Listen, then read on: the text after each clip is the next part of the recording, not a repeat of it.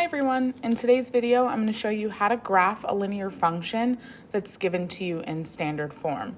I actually have two methods to share for how we graph standard form linear functions. The first, I'm going to show you how to graph these lines using the intercepts, specifically the x-intercept and the y-intercept. So we're going to graph the line 4x minus 6y equals 12. And let's start by calculating our x-intercept. So for any point that is an intercept, it's going to have one of its values be 0. If we're calculating the x-intercept, then we know that the y value has to equal 0 because any point that goes on the x-axis has a y value of 0. So we'll start by substituting the y value in our equation with 0. So we have 4x minus 6 times 0 equals 12. And when we solve this equation, we're going to get our x value, which is our x-intercept. So since negative 6 times 0 is just 0, we have 4x plus 0 equals 12, but anything plus 0 doesn't actually change it. So 4x equals 12. And then to get x by itself, we need to divide both sides of this equation by 4.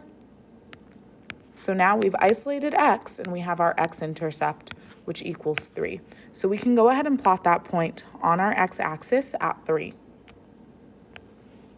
And now we need to calculate our y-intercept. So for any value that's a y-intercept means it's going to be on this y-axis, and any point on the y-axis has an x value that equals 0.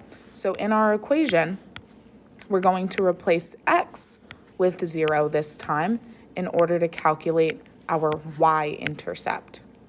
So we have 4 times 0 minus 6y equals 12.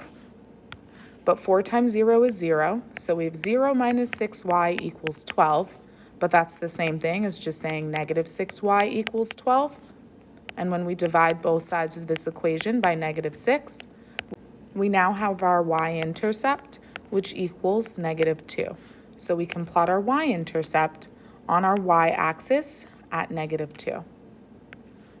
Now that we've plotted our x-intercept and our y-intercept, we can draw a line through these points.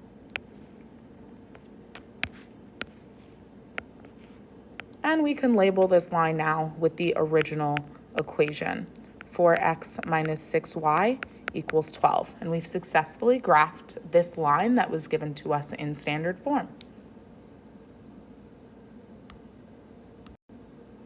So the second method I like to use if I'm graphing a line in standard form is by rewriting the standard form equation in slope-intercept form. So again, we're going to take that same equation. We're going to see that no matter which method we use, we are still going to end up with the same line on the graph. So to start, I'm going to first move my x term. So I'm going to subtract 4x on both sides of this equation. It'll cancel out on the left side of my equation. So now we have negative 6y equals negative 4x plus 12. Because 12 and negative 4x are not like terms, we cannot combine them. We just write them next to each other. And then to isolate y, I'm going to have to divide the left side of my equation by negative 6. So I'm also going to have to make sure I divide both terms on the right side of this equation by negative 6 as well to maintain balance. So it'll cancel out on the left, and now we just have y by itself, which is exactly what we want, and we need to simplify these fractions. So our equation in slope-intercept form is y equals 2/3 x minus 2. And now we can graph this on the line. So I'll start by plotting my y-intercept. I'm going to use the shortcut instead of using my graphing calculator here. So I'm going to plot that y-intercept, and then because my slope is 2/3 or 2 over 3, I'm going to go up 2 units and over 3 units from my y-intercept to make my next point.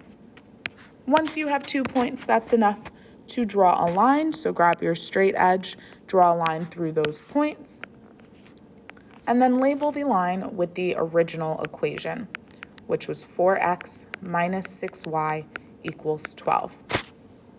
So you'll see we've constructed two graphs that look identical using two different methods, but both methods are effective when you have to graph a line that's given to you in standard form. I hope you found this video helpful. Don't forget to like, share, and subscribe, and I'll see you guys in the next one. Bye.